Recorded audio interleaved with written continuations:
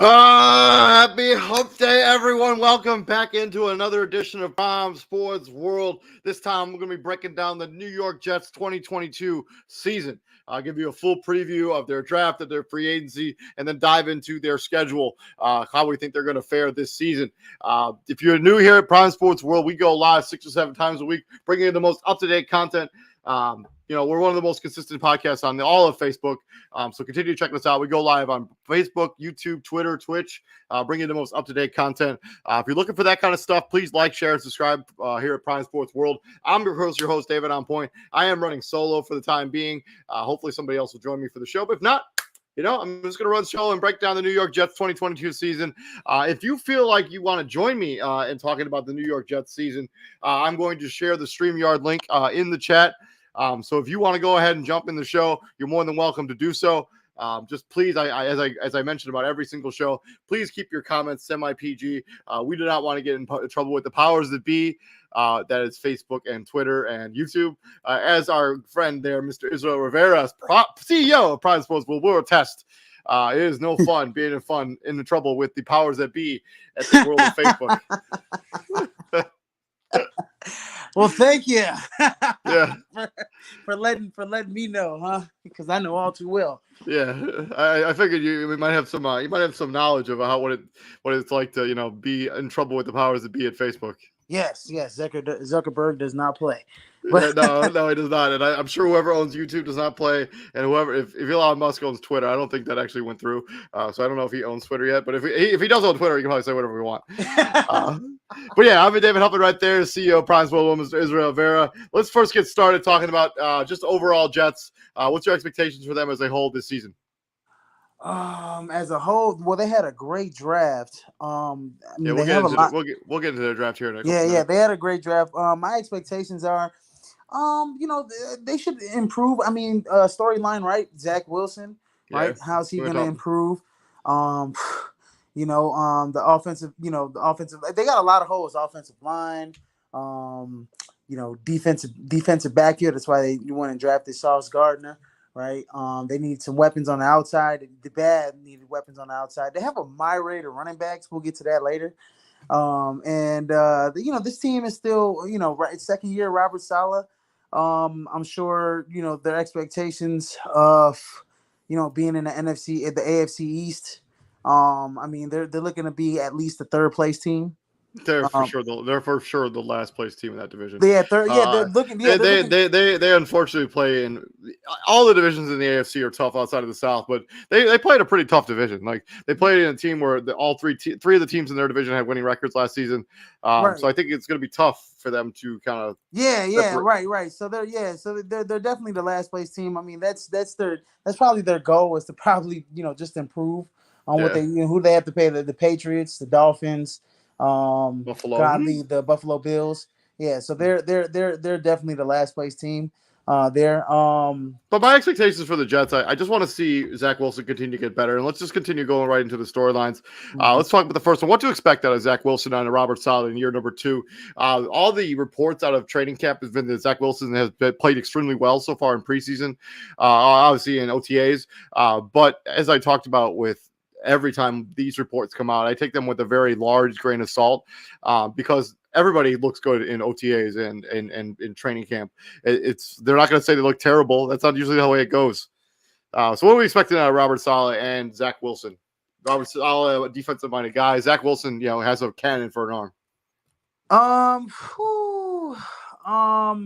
Out of Zach Wilson, just a little improvement. You got him a weapon there and was it Garrett Wilson? Yeah.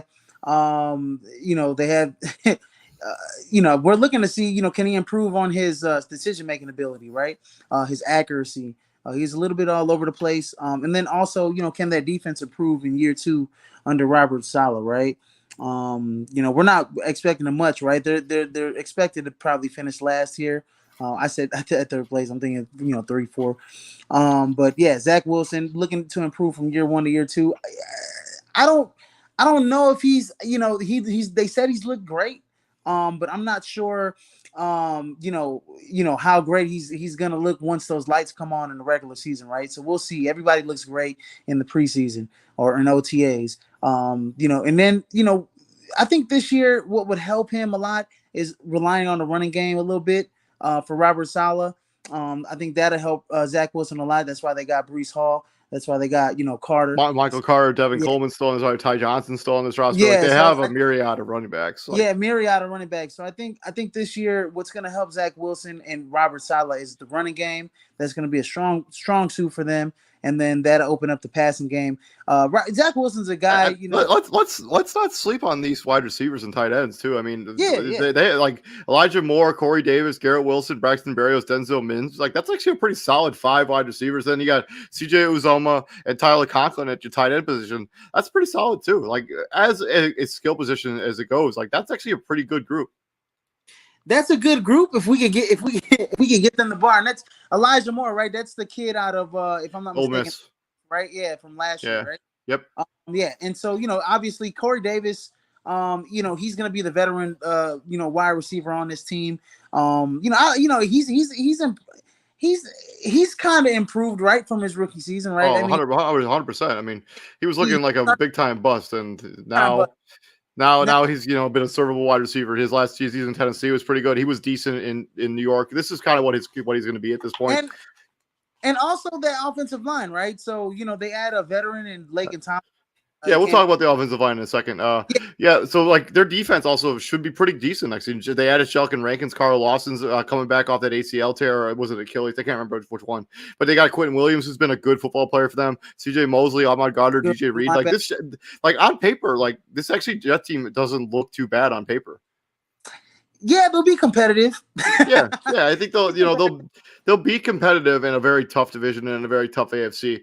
Swinging from there, let's just talk about their offensive line. Mekhi Becton played 1 game last season. If you remember, he got injured on. So the play that Zach Wilson threw his first touchdown pass, Mekhi Becton got hurt during that play, and it's a nasty, gruesome injury. He played 1 game last season, and then he missed the rest of the year.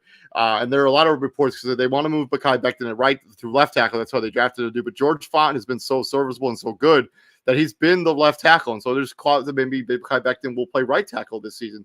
What's your gauge on what this offensive line is going to be like? Because they added Laken Tomlinson, who's a good player, and they drafted Elijah Vera Tucker last season in last year's draft. Right, and Elijah Vera Tucker is actually 75. Is actually there. He's a bright spot on their team, right? On that line as a young guy. I actually think this is a middle of the.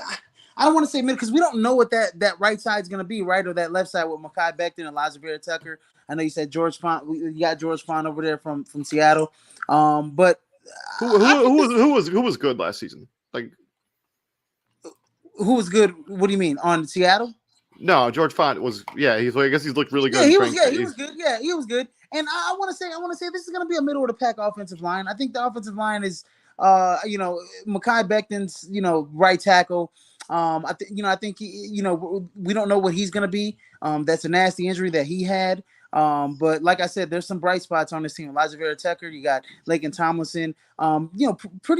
They should be able to run the football, and they should be able to get Zach Wilson out the pocket and get some play action pass game going. But I think it's the middle of the pack offensive line, in my opinion.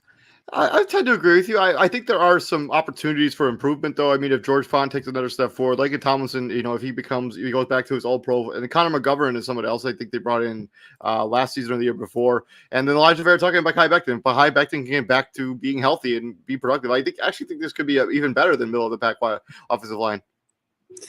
Yeah. On paper, it could be better. It could be better, but like I said, man, we'll see what those tackles could do. I mean, tackles are a premier in this league, and we have, you have great edge rushers coming at you in that division. They're gonna be tested. So we'll see. But you have 2 great guards. I think Elijah Vera Tucker's up and coming player. He's a bright spot on the team. And like you said, if Laken Tomlinson can come back and be a Pro Bowl caliber player again, I think they can be able to run the ball on the inside in between the tackles, especially with Brees Hall and Michael Carter. So we got some comments here from David Henderson. First, he says the Jets suck. I'm not gonna say that. I actually think they'll be better than people think this season. And then he talks about Elijah Moore, Manny Moore. The Jets get 4 wins. Thanks for your input, David Henderson. Also, if you wanted to join the show, the StreamYard link is there. Let's talk about the last storyline before we move on into their draft. Realistic expectations for the Jets. Let's talk realistic expectations. So what are we looking for? What do we need to see from this Jets team in order to have the season be considered a success? What we're gonna see. We have to see if, like I said, if that offensive line can hold up, right? If they can protect Zach Wilson.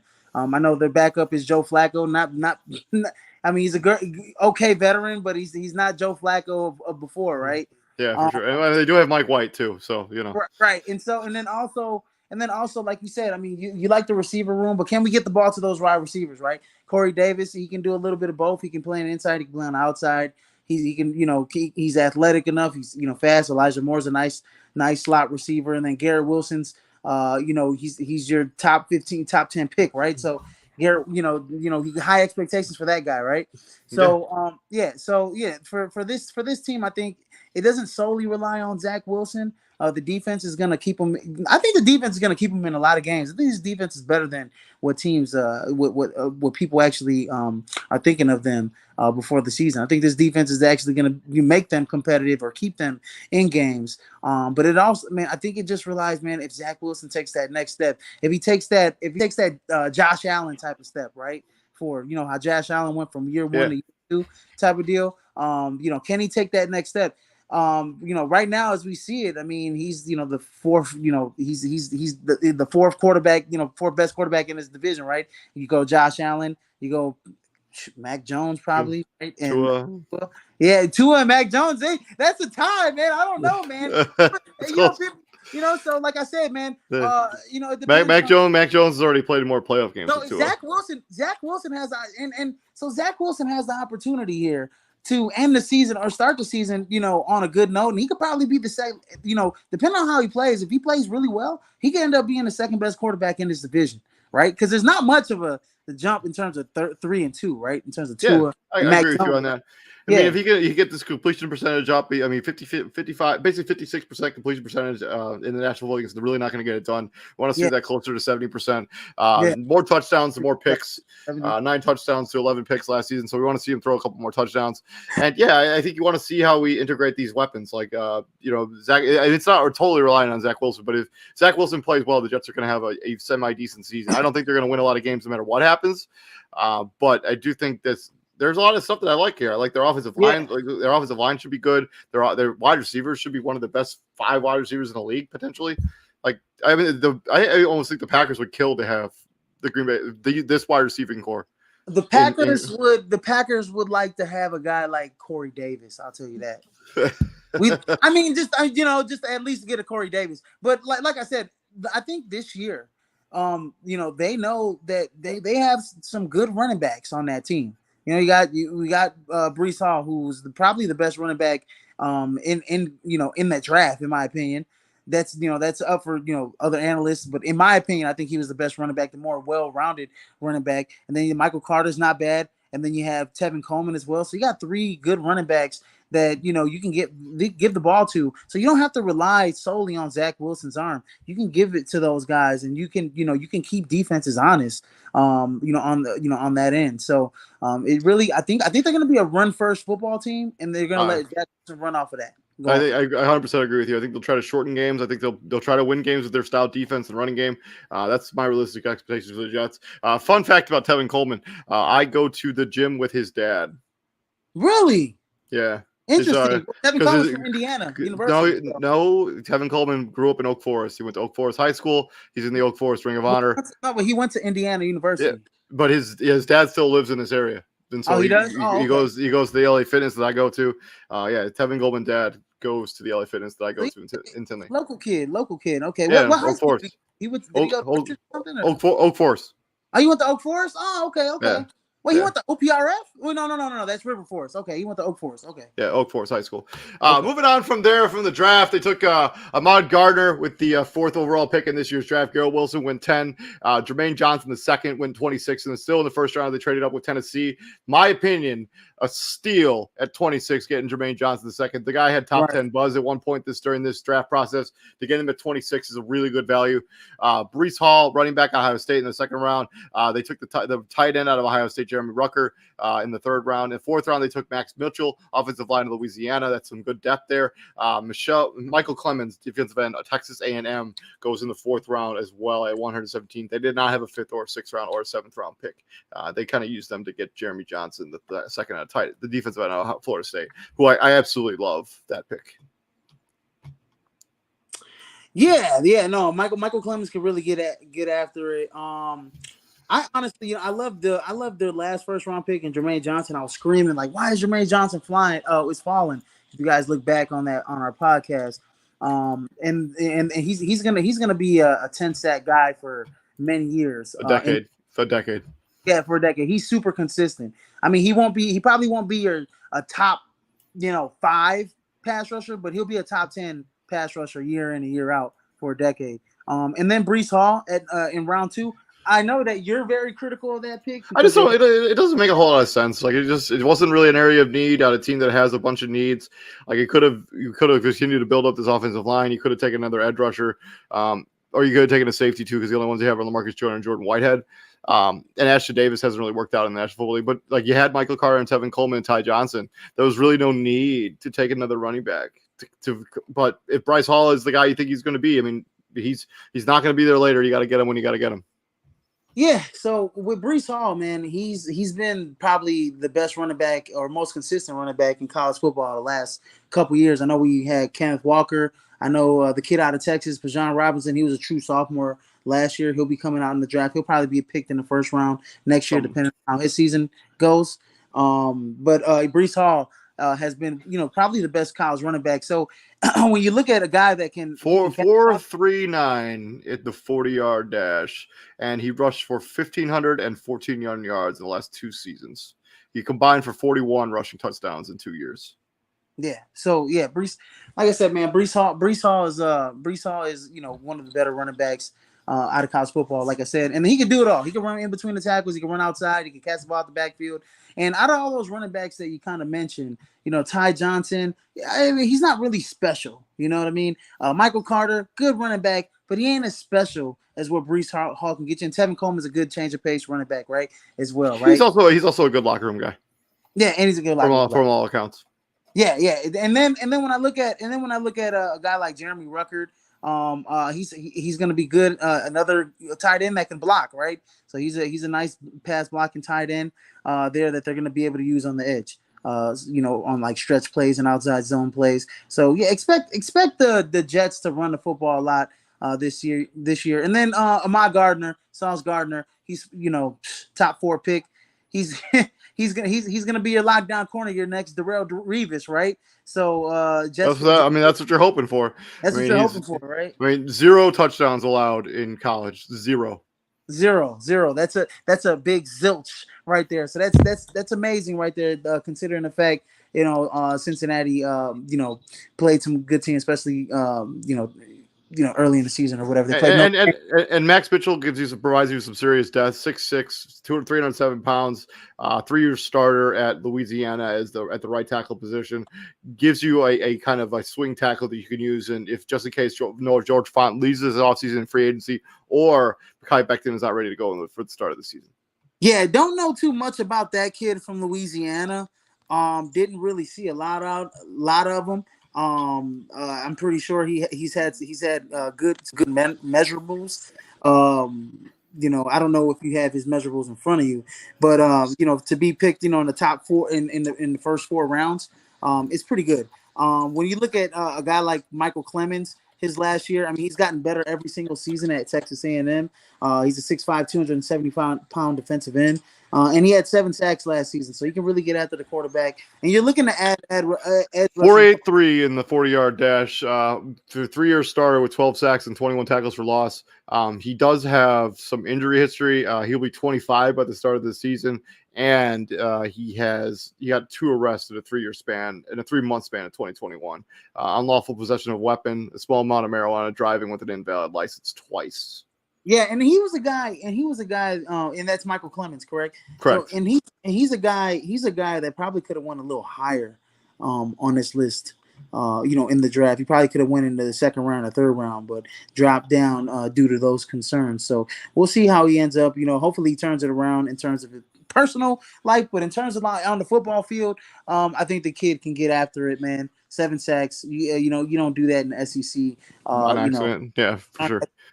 Yeah. 40-yard dash for Max Mitchell, 5.32, 25-inch vertical, 106 broad jump, 809 free corn drill, 4.65 20-yard shuttle. He's a backup tackle in the league. He's gonna have to improve some of that lateral quickness. So, but I haven't seen much tape of that kid, so I'll have to go back and look at it. But he's a backup tackle. Michael Clemens bolsters the pass rushing corps. Jeremy Ruckert's a good pass blocking tight end out of Ohio State. David Henderson's a Michigan fan, so he probably don't like that pick. and I love Bryce. I love Breece Hall. I love Jermaine Johnson. I love their first 3 picks for sure. I think they did a great job in the first round. Like they dominated the first round. Moving on from there, we're going to swing into free agency now. The notable additions, Laken Tomlinson, who we talked about a little bit already. DJ Reed, corner. CJ Uzoma, tight end from Cincinnati. Jake Martin, Tyler Conca, another tight end. Jake Martin, I think, is an outside linebacker. Departures. Marcus May. Man, I'm not totally sure how to pronounce that, so I'm not going to. Foley Fatsusaki, a run-stuffing defensive tackle. Jamison Crowder, Morgan Moses, who is a guard. Pro Bowl level guard. If I'm not mistaken, Jamison Crowder wasn't he a little banged up last season? He was banged up a lot. He was banged up a lot last season. Yeah, so that was kind of getting rid of damaged goods right there, letting them walk. Yeah. In terms of what they added, CJ, I raved about CJ Uzoma last year in the Bengals. He's gonna add a different element to that tight end room. He can stretch it a little bit. He can pass. He can pass block. He can run block. My bad. He can get in the zone and catch it over the middle and take a hit. He's almost a pretty well balanced tight end. And then Tyler Conklin out of Minnesota, right? About that, he stepped in well. When Smith got hurt. When Godley, Irv Smith Jr. for Minnesota here. Irv Smith Jr. tight end. Irv Smith Jr. Irv Smith Jr. went down. James Crowder bagged up a little bit last season. So Jake Martin, CJ Uzoma, for sure. Irv Smith Jr. Oh, Irv Smith. Yeah, sorry about that. You lost me there. Irv Smith Jr. Yeah, so he stepped in. Tyler Conklin stepped in. He had a couple good gains for them. Not really super flashy, but he's just a good second tight end that can block. That he's a red zone threat. Uzoma, like I said, Uzoma's not a bad pick. And then Laken Tomlinson's a great pickup as well. He's going to be an instant day one starter for them on the offensive line at the left guard position. So. I totally agree with you on that. And they also re-signed Braxton Berrios in the offseason. They also re-signed Tevin Coleman. Braxton Berrios is a very underrated wide receiver who had a really good season last year. Braxton Berrios is definitely one of the solid ones here in the league. It looks like, they signed defensive tackle Dan Feeney, another guard that they signed in the offseason. Joe Flacco signed on to be their backup. Jacob Martin, defensive end, going to be Greg the Leg Zerline is going to be the 1 year to be the kicker for the team. And then they signed one year deal to Solomon Thomas. Yeah, Greg the Leg Zerline. And then they signed Solomon Thomas. I guess they're going to kick the tires to see if they can get anything out of him. Solomon, yes. Oh my God, Solomon Thomas. Wow. Wow, Lee. I haven't heard of that name in a long time right there. Yeah, it was pretty big. In a long time. Yeah, pretty big bust. But I think when you're the free agency, the Laken Tomlinson thing was a slam dunk. I actually like everything they did in free agency. I even like not paying for Marcus May. Losing Fatusaki kind of sucks. He is a very good football player. I don't really know too much about the kid. I didn't really watch a lot of Jets football. He was one of the best defensive tackles, running stopping defensive tackles in the league, and now he's a Jacksonville Jaguar. Well, you want to go get paid. That's what he want to go do, right? Yeah, 3-year deal, $30 million, $10 million a year. So yeah, pretty good deal for him. But yeah, you think free agency, this is a pretty good haul, like a pretty nice job. Lincoln Tomlinson, a great haul. CJ Uzoma, good haul. Let's move on from their schedule to the free agency to their schedule. Let's talk the first game of the season. They are going up against the Baltimore Ravens. This game is in. Greg the Laser Line is not 50 years old now. He's just been playing forever. All right, Mr. Anderson. and people do watch Jets football. Actually, I shared this show to a lot of Jets fans, Jets like Facebook pages. So hopefully we got some new Jet fans hanging out with the Prime Sports World. So the first game of the season, Baltimore comes to town. Do they win that game? Yes or no? Baltimore comes into town. No, they do not win that game. I agree with you on that. They lose that game. Even though CJ Mosley gets to play against his old team, I'm not sure if that's happened yet on this yet this year, or since they've been started since he left. So maybe he wants to get a little bit of revenge. I don't think it happens. They go to Cleveland. I'm gonna assume that this Deshaun Watson is not going to play the first 8 games of this season. No. Do they beat Cleveland regardless of the quarterback? Yes, they can beat Cleveland in Cleveland. I believe so. I'm going to disagree with you. I think if it's Jacoby Brissett playing quarterback, I think that'll be good enough to get them over the hump and beat the New York Jets. Cincinnati comes to town and plays off against the New York Jets. Does Cincinnati get a victory in MetLife Stadium? Yes, they do get a victory. So I got them at 2-1 here to start the season. Even I don't care how good Cleveland's defense is. Whatever, you know what I mean. You know what? I'm gonna agree with you. I'm gonna change my vote. I actually think they could beat Cleveland. I'm gonna be 1-2. I think this Jets team is gonna be more. I don't think they're gonna win a ton of games, but I think they're gonna be extremely competitive. At least they're gonna take advantage of the fact that they don't have Deshaun Watson. Man, come on now. They're gonna run the football. Zach Wilson's gonna get out in the pocket. He's gonna make some things happen. I got them beating Cleveland, but I got them getting bludgeoned by Cincinnati. I agree with you on that. They go to Pittsburgh and take on Maserati Mitch. Oh man, hey, David Henderson got something for you for that one. Maserati Mitch. They go to Pittsburgh and take on Maserati Mitch. Give me the Pittsburgh Steelers. Give me the Pittsburgh Steelers. I'm also taking Pittsburgh. Louis Riddick called Mitch Trubisky Maserati Mitch at one point during he was on one of those shows and he called him Maserati Mitch. And because Mitch could run for his life because that Bears offensive line. I was teaching today in class and one of my students mentioned they used to call him Maserati Mitch, and I was like, what? And I looked it up. Yeah, sure enough, he's one of the things. Trubisky. Mitch Trubisky. Yes, you're right. Maserati Mitch, baby. Then Miami comes to town into MetLife Stadium, and I think that they're going to split with Miami. I will give the Jets a victory here and have them go to 2-3. I will give them a 2-3, and depending on how Miami comes out the start of the season, if they come out any type of inkling that they're stumbling out the gates, they could lose this game. So give me the Jets starting out 2-3. I got the Jets going 2-3 too. Their next 2 games are on the road. They go to Green Bay and then they go to Denver. Do they win either of these games? No, they don't win either of those games. I think the Green Bay loss will probably be one of their worst losses of the season. You would see. Biased because of the fact that Zach Wilson's probably going to throw 1 million picks in that game. Hopefully he sewed up his turnover issues, but I think they lose both of those games, so they're ended up being 2-5. I agree with you on that. I don't think I think the Denver game will be closer than people think, but yeah, I think they lose both of those games. And then they got the next 2. They got the next 2 games at home before they got their bye week. New England and Buffalo come to town. Do they win either of those games? No, they lose both of those games. They lose both of those games. I agree with you 100%. I do think there's a good chance that they could split the season series with New England. They have Yeah. no chance of splitting the season series with Buffalo. Buffalo is going to put a hurting on them every single time they play. Every game, both games are going to put a hurting on them. So But I, two but and I, seven going I into could that bye week. I could see New England regressing a little bit. I mean, they traded Jack Mason away for literally no reason Yeah. whatsoever, and they had one of the worst drafts of the league. So I could see a scenario where New England takes a step back this season. Yeah. And if there's and you know what, let me change my pick. I'll go with them beating New England here.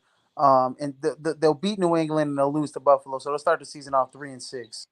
I'm not changing my vote. I'm going to stick with them beating New England. But I do think there's a scenario where they do beat New England. Then they have their bye week. After the bye week, they got to go to New England. So I think that's a loss. Yeah, they for sure lose. I think they lose to New England twice. I do not think they split that season series. They haven't fallen to 2-8. But then Chicago comes to town, and is your bias going to reign through as you have a battle of two of the first round picks in last year's draft? Justin Fields going up against Zach Wilson. Who gets the edge? Give me I'm taking the Bears. I'm gonna take the Jets. I'm gonna take the Jets in this one. I'm gonna take the Jets. I think the Jets might be better than Chicago. But yeah, and I like that pick, David. Actually, 9-6. I think it'll be a close one. But give me the Jets. I think I think they're better than Chicago. I'm sticking with the Bears. I don't feel great about it, but I'm gonna pick Chicago. The next two games are on the road. They go to Minnesota and then they go to Buffalo. Do they pull out the victory in either of those games? No, they lose both of those games. I agree with you on that. Yeah. I have them falling to 2-11 before they have two games at home, two winnable games in a row at home. Detroit comes to town and then Jacksonville comes to town. Is there a scenario where they win both of these games? No, they lose to Detroit and they beat Jacksonville.